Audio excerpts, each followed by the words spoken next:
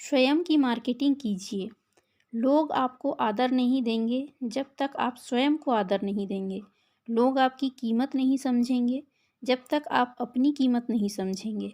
लोग आपकी प्रतिभा नहीं पहचानेंगे जब तक आप अपनी प्रतिभा नहीं पहचानेंगे। मीडिया के वर्तमान युग में मार्केटिंग सफलता में अहम भूमिका निभाने लगी है। आप स्वयं को और अपनी प्रतिभा को किस तरह पेश करते हैं, यह आज के दौर में बेहद महत्वपूर्ण हो गया है। कुछ लोग कहते हैं कि यदि आपके अंदर योग्यता और प्रतिभा है तो वह एक दिन अवश्य पहचानी जाएगी। यह एक श्रेष्ठ विचार है, परंतु वर्तमान युग में हर किसी की प्रतिभा स्वतः पहचान ली जाए, यह संभव नहीं है। लाखों लोग प्रतिभावान हैं, परंतु चंद लोग ही शिखर पर जगह बना पाए हैं। आपकी प्रतिभा और आपके गुण आपके भीतर ही दबे रह जाते हैं। यदि आप उन्हें पेश नहीं करते, उन्हें प्रदर्शित नहीं करते। हमें ऐसे कई लोग मिलते हैं जो चमत्कारिक तेजी से शीर्ष पर पहुंच जाते हैं, अपने समकक्ष लोगों को बहुत पीछे छोड़ देते हैं। ये लोग अपने विशिष्ट गुणों के साथ जीत का कॉमन सेंस भी इस्तेमाल करते हैं। मेरा मानना है कि सफलता के लिए जीनियस होने से कहीं ज़्यादा ज़रूरी है कॉमन सेंस होना। यदि आप एक सफल गायक बनना चाहते हैं तो आपको अपना शानदार बायोडेटा, प्रशंसा पत्र, विशिष्ट फोटोग्राफ और अपने गीतों का ऑडियो सीडी या कैसेट विभिन्न संगीत कंपनियों और निर्देशकों को भेजना पड़ेगा। स्वयं की मार्केटिंग करनी होगी। अपने गुणों को सर्वश्रेष्ठ रूप से प्रस्तुत करना होगा। यदि आप सोच रहे हैं कि बिना मार्केटिंग किए घर बैठे एक दिन आपकी प्रतिभा पहचान ली जाएगी, तो आप गलत सोच रहे हैं। आप बेहद सुंदर दिखती हैं और हीरोइन बनने की या मॉडलिंग करने की इच्छा रखती हैं, तो इसके दो तरीके हैं।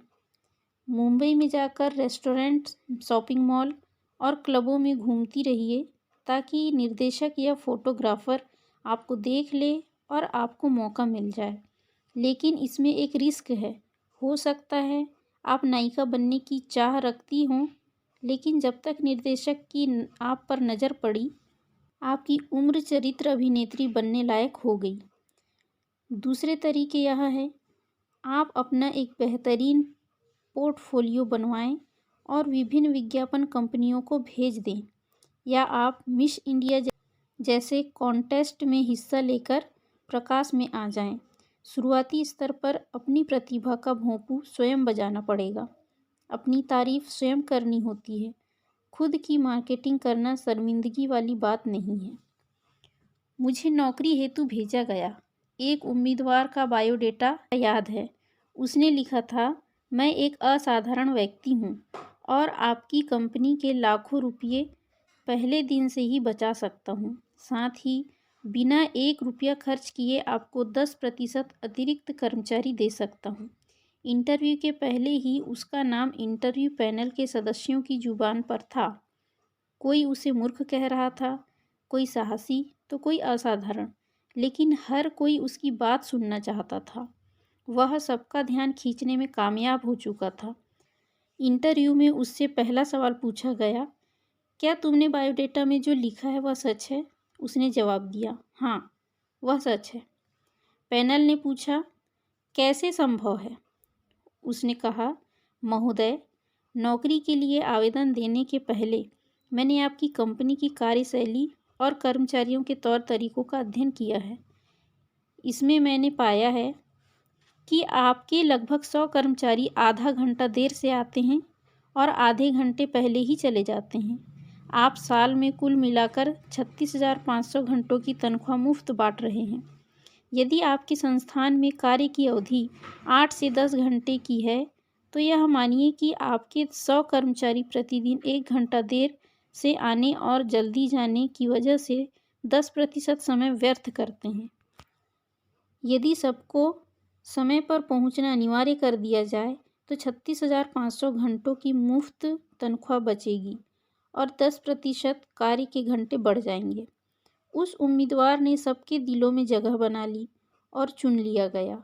अपने आप को विशिष्ट दिखाने का और प्रतिभावान कहलाने का प्रयास कीजिए।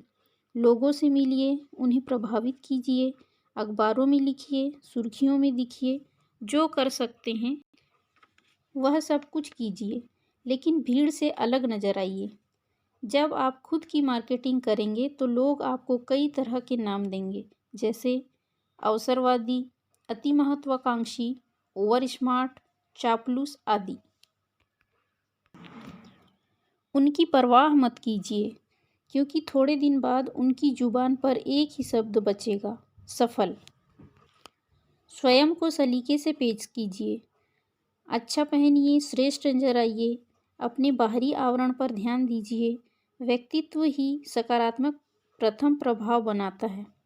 अपने गुणों को उजागर कीजिए, अपनी प्रतिभा लोगों के सामने लाइए। ये मत सोचिए कि कौन क्या कहेगा। मनुष्यों का सबसे खराब आविष्कार किंतु, परंतु, अगर, मगर, मुश्किल और असंभव जैसे शब्द हैं। उससे भी ज़्यादा अफसोस की बात यह है कि ये शब्द संसार में सबसे ज़्यादा प्रचलित है। क्या आपका भी जुमला है टाइम नहीं है? हमें कुछ लोगों की क्षमता और प्रतिभा पर बेहद विश्वास होता है। हमें पूरा यकीन होता है कि वह व्यक्ति जीवन में ज़रूर सफल होगा। कुछ महीनों या सालों के बाद जब उस व्यक्ति पर पुनः गौर करते हैं तो उसे असफल या औसत जिंदगी व्यतीत करते देख हैरानी होती है। मन में कई तरह के सवाल उठते हैं कि आखिर सब कुछ होते हुए भी वह व्यक्ति क्यों सफल नहीं हुआ। मित्रों, सिर्फ प्रतिभा, योग्यता या क्षमता होना सफलता की गारंटी नहीं है। उपलब्धियां कार्य करने से हासिल होती है। यदि आप पूरी लगन से अपनी क्षमता को कार्य करने में नहीं लगाएंगे तो ढेर सारे गुण होते हुए भी आप आम ही रह जाएंगे। मैंने व्यक्तिगत रूप से बहुत से क्षमतावान लोगों को देखा है जो सिर्फ टाल मटोल के कारण सुनहरे अवसर खो देते हैं। इस टालू जमात में सबसे बड़ी बात यह है कि ये बहानों से अपनी विफलता को ढक कर रखते हैं। टाइम नहीं है, बिजी था, सांस लेने की फुर्सत नहीं है आदि लाइनें सुनकर मेरे होठों पर मुस्कुराहट आ जाती है। जो लोग ये लाइनें इस्तेमाल करते हैं अक्सर वो बिजी विदाउट वर्क होते हैं, अर्थात बिना कार्य के व्यस्त लोग होते हैं।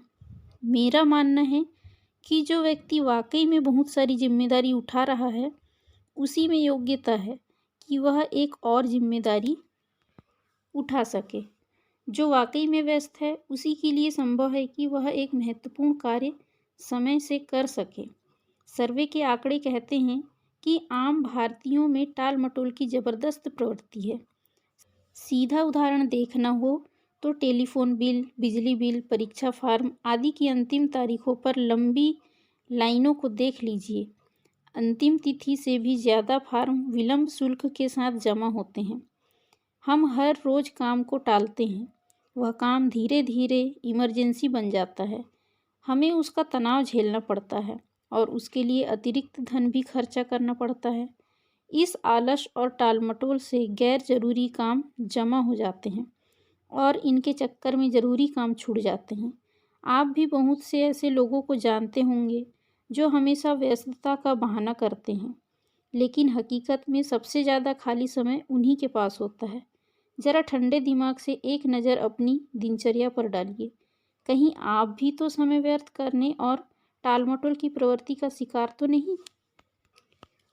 ऐसे ढेर सारे कार्य हैं जिनमें हम रोज़ समय व्यर्थ करते हैं, जैसे ज़्यादा देर तक सोना, अनावश्यक टीवी देखना, बिना बात तर्क वितर्क करना, ज़्यादा फ़ोन पर बात करना, जहाँ आवश्यकता न हो वहाँ भी ज्ञान सिद्ध करना, गॉसिप व निंदा करना, जो समस्याएं अस्तित्व में नहीं हैं उन पर भी चिंतन करना, स्वयं का गुणगान करना। लेकिन अधिकांश लोग अपनी आदतों तथा दिनचर्या पर गौर नहीं करते। पहले मुझे भी समय की कमी महसूस होती थी। मैंने अपनी दिनचर्या पर गौर किया तो शुरुआत में लगा कि मैं ज़रा भी समय व्यर्थ नहीं गंवाता। फिर पुनः गहराई से बार बार सोचा तो मेरी दो मुख्य गलतियां सामने आई। मैं टेलीफोन पर अधिक बात करता हूँ तथा मैं बहस में बढ़ चढ़कर भाग लेता हूँ। फिर मन में विचार आया कि एक ओर तो मैं सेमिनारों में बोलने की फीस लेता हूँ और दूसरी ओर किसी भी बहस में मुफ्त की सलाह बांट देता हूँ। कुछ देर तक तो बहस में जीतने की खुशी होती है, ज्ञानी का लेबल लग जाता है, परंतु बाद में उस हारे हुए व्यक्ति के साथ रिश्तों में दरार आ जाती है और समय भी खराब होता है। बस उस आत्ममंथन के बाद उसी क्षण निर्णय लिया कि अब बिना परिणाम की बहस नहीं करूँगा और साथ ही फ़ोन पर सिर्फ आवश्यकता अनुसार बात करूँगा। अब हर रोज़ 45 मिनट मेरे पास अतिरिक्त होते हैं, जिनमें कई और कार्य हो जाते हैं। यदि आपके काम अधूरे छूटते हैं, आपको काम भूलने की आदत है, तो मेरे कहने पर 1 महीने तक रोज़ के कार्य लिखें और जो पूरे होते जाएं उन्हें काट दें। सिर्फ 1 महीने के भीतर आप देखेंगे कि आपका एक भी काम लंबित नहीं है। हल्के में मत लीजिए, क्योंकि यह सस्ती सलाह आपको महंगी सफलता दिला सकती है। एक बार महाराज युधिष्ठिर के दरबार में एक ब्राह्मण आए और भिक्षादान का अनुरोध किया। महाराज युधिष्ठिर न्यायप्रिय और दानवीर थे, इसीलिए उनके दरबार से कोई खाली हाथ नहीं जाता था। वह ब्राह्मण भी उम्मीद लेकर आए थे। उस दिन शायद युधिष्ठिर व्यस्त थे, इसीलिए उन्होंने विनम्रतापूर्वक ब्राह्मण से अगले दिन आने को कह दिया। पास ही बैठे भीम यह देख रहे थे। शाम को भीम नगाड़ा लेकर पूरे शहर में मुनादी करने लगे कि बधाई हो, भैया युधिष्ठिर ने मृत्यु को जीत लिया है। यह बात युधिष्ठिर के कानों तक पहुंची तो उन्होंने तुरंत भीम को बुलवाया और उस मुनादी का कारण पूछा। भीम ने कहा, भैया आपने उस ब्राह्मण से अगले दिन आने को कहा, इसका अर्थ यह हुआ कि आपको मालूम था कि आप 100% अगले दिन तक जीवित रहेंगे। इस तरह आपने मृत्यु पर एक दिन के लिए विजय प्राप्त कर ली। इसी वजह से मैं खुशी मना रहा था। तुरंत युधिष्ठिर को अपनी गलती का एहसास हुआ। उन्होंने ब्राह्मण को बुलाकर उचित दक्षिणा दी और साथ ही यह प्रण लिया कि वे अब किसी काम को कल पर नहीं टालेंगे। मित्रों, रोज के छोटे छोटे कार्यों में टाल मटोल करेंगे तो बड़े कार्य नहीं कर पाएंगे। मुझे उम्मीद है कि आप समय व्यर्थ करके और काम टाल कर अपने भविष्य और सपनों के साथ विश्वासघात नहीं करेंगे। जो काम करना जरूरी हो उन्हें तुरंत करें और जिन्हें नहीं करना हो उनके लिए ना कहना सीखें। ना सुनकर एक बार दूसरों को बुरा लग सकता है, लेकिन दूसरी बार वे अपना समय नष्ट करने का दुस्साहस नहीं करेंगे। पॉकेट मोबाइल डिजिटल डायरी रखें। हर रात सोने से पहले अगले दिन के कार्यक्रम को अपनी डायरी में लिखें। इससे आपको टाल मटोल या बहानेबाजी नहीं करनी पड़ेगी और आपकी साख बढ़ेगी। यदि आप किसी अति महत्वपूर्ण कार्य में व्यस्त नहीं हैं और कोई कार्य याद आए तो तुरंत करें, उसे बाद के लिए ना टालें।